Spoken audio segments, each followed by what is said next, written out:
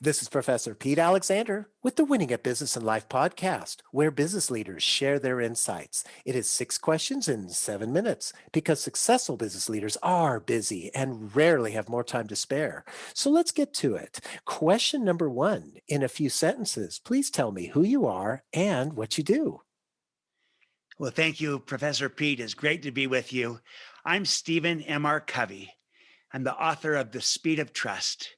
And what I do is I speak to audiences and organizations all around the world about how to build a high trust team, a high trust culture as a better way to lead and navigate in our world today, to be able to solve our problems. We can't do it without trust. And it's a low trust world. And I'm trying to help reverse that, counteract that by teaching how trust is learnable as a skill. I call it the speed of trust. Stephen, it is such a pleasure to have you on the show. Question number two, what is something that makes you smile and or laugh about working in your industry? Well, I'll tell you what makes me smile is to see leaders and people and even organizations really move the needle in creating high trust teams and cultures, high trust relationships. And the reason it makes me smile is because it makes them smile. And Mm, because think about it, to all of our listeners and viewers, the happiest relationships are those in which people can trust each other.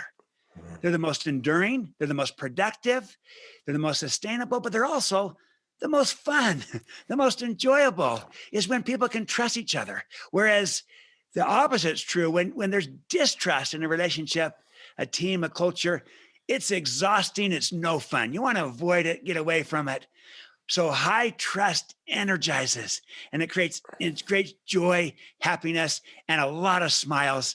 And low trust just the opposite. So to see leaders, teams, organizations move from high trust or from low trust to high trust or medium to high or high to higher is exciting because I smile because they smile and there's more energy and joy. And I absolutely love not only your energy, but your passion in your voice. It is so wonderful. So, question number three. Now, this is a book question, so we know that you have that book. But my book is a fictitious book with all the answers for business. What chapter would you think most companies should read? The chapter that is called Trust, the one thing that changes everything. And in that chapter, you'd read about how the presence of trust will make us better at everything else that we're trying to do. Our ability to collaborate, our ability to engage people, our ability to build teams, our ability to partner with people, our ability to execute strategy, our ability to lead change. Everything we're trying to do, we can do better when we start with trust. And the opposite is true as well. If there's distrust in relationships, in teams, in organizations, or in a particular leader, and they're not trusted, everything else that you're trying to do there will be diminished, diluted, what I call taxed. And so the basic premise is this, is that high trust is a dividend and low trust is a tax, and it is impacting everything. Trust truly is the one thing that changes everything. And I think people kind of intuitively know this from their own experience, but if you play it out in business and in life, as this podcast is about, you'll see it impacts us at work, it impacts us at home and in the community. Trust changes everything in either direction in profound ways. And I couldn't agree with you more. It is so, so insightful. Thank you. Question number four, other than the generic work harder, have a great attitude, and care for customers, what advice or insight would you give to other business leaders? Probably simply this, that trust is a learnable skill. Mm, It is a competency. That's a paradigm shift for most people. mhm. So most people kind of think, hey, you either have trust or you don't. It's either there or it's not. And I'll acknowledge that that's your starting point.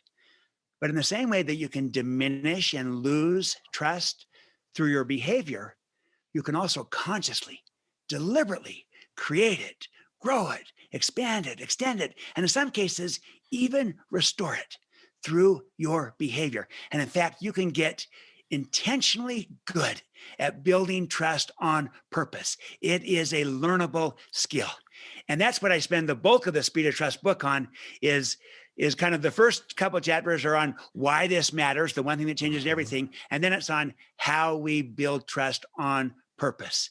And the basic premise is that trust is built from the inside out. So Mm. self-trust precedes relationship trust, which precedes team trust, which precedes organizational trust, which precedes market and customer trust, which precedes societal trust. Inside out. Trust is built from the inside out by looking in the mirror, starting with ourselves, focusing on our credibility and our behavior. And I try to give people tools and a framework and a language and a process of how trust is learnable if we become more credible and behave in ways that build the trust. Simple, but not easy. But I think the impact can be profound. Oh, I can only imagine. And it is so insightful that you say from the inside out, because it really does. It's similar to love. You have to love yourself first before you can love other people. You have to be able to trust yourself before you can trust others. Am I right? You are absolutely right. If you don't trust yourself, how can you possibly build and sustain trust with others? That Hmm. distrust of self would leak out into the relationship. When you do trust yourself, you start with this base of credibility, who I am, my character, my competence. Then it becomes natural and abundant to build trust in all your other relationships and to be both trustworthy, but also trusting. And we need to be both trustworthy and trusting to build trust with others. Absolutely. So insightful. Thank you so much. Question number 5. What other business leader like yourself would you like to acknowledge and invite to be on my podcast? I'll tell you who I'm thinking of, my brother, David Covey. David Covey is a tremendous thought leader. He's a leader in his own right, built businesses, and he's got a great book out on trap tells and the traps that get in the way of people's success and how to turn this into a success. But it's really a lot of fun. He is an exciting, fun personality that will bring extraordinary energy, but also great insight. And you'll have a lot of fun doing that show with him. So David Covey, Trap Tells, I think you'll love him. Oh, I'm looking forward to interviewing. Thank you for that referral. And our final question number 6. Please tell me about your first job. Well, my first job was with my dad. And it's a famous one. For those that have read The 7 Habits of Highly Effective People, which my dad wrote, it's when he taught me how to take care of the yard, the lawn. He called it green and clean. And I was only 6 years old. And he said, son, your job is to take care of the yard. And this was, years ago before they had automatic sprinklers. And he taught me that how I did it was up to me. He wasn't going to manage my methods. He said I could turn the hose on and spit all day long if I wanted, or if I wanted, I could turn the sprinklers on. He goes, all I care about is green and clean. And we kind of created this agreement together. It took I was 6 years old. It took a couple of weeks for him to train me. And then he turned me loose on it. And at first I let him down and did nothing and, didn't respond to it because I was just 6 years old boy. But then, he said, let's walk around and see how you're doing. That was part of the agreement. And when I walked around, I realized that I had not done anything. I said, Dad, this is just so hard. And he said, what's hard? You haven't done one thing. but what was hard was me learning to take responsibility, to take initiative, to own this. Mhm. And then he said, I'll help you. And I said, great. And then I started to say, would you go pick up this garbage and that garbage? I started to instruct him. And it was at that moment when I realized I'm in charge. This is my responsibility. My dad trusts me to take care of this yard. And from that moment, I took care of the yard, and the yard was green and it was clean. I lived up to the stewardship, to the trust being given. I responded. I rose to the occasion. That was my first job.